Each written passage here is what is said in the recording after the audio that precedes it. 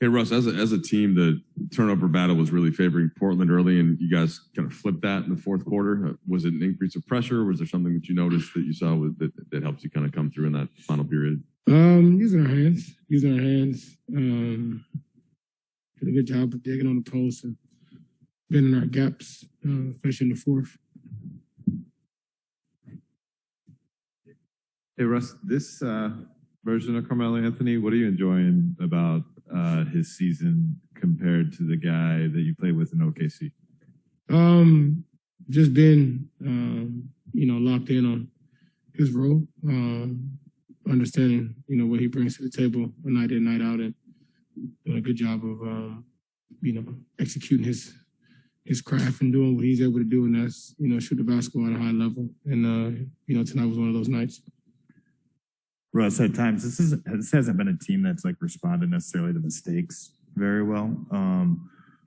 What kind of got you guys back on track after the second quarter defensively? And I don't know, did you notice anything specifically that kind of steadied you guys? It's just one of those quarters. I mean, for the most part, we're fine. 60-point quarter, 22-point, 19-point quarter.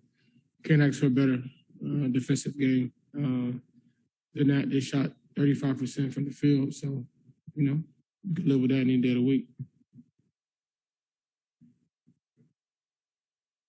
Well, I guess maybe more specifically, obviously you guys get off to this tremendous defensive start. You have this practice on Tuesday, this defensive-oriented practice, and then they get hot. Like, it felt like at times during the season that would maybe kind of undo some of the work, that you guys had put in. Was there a recommitment defensively at halftime? Was there a belief that the second quarter was, like you said, just one of those quarters? Yeah, I mean, it happens in NBA games. Nurkic hit 2 threes in that quarter.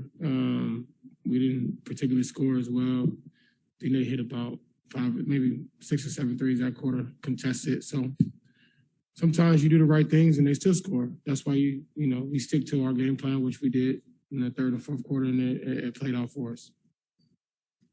Russ, this being a back-to-back tomorrow against the Clippers, if you see a team, do you not look at the standings right at this point of the year and say, oh, you guys are next to each other, or do you just think about it in the larger context of the importance of getting a win right now?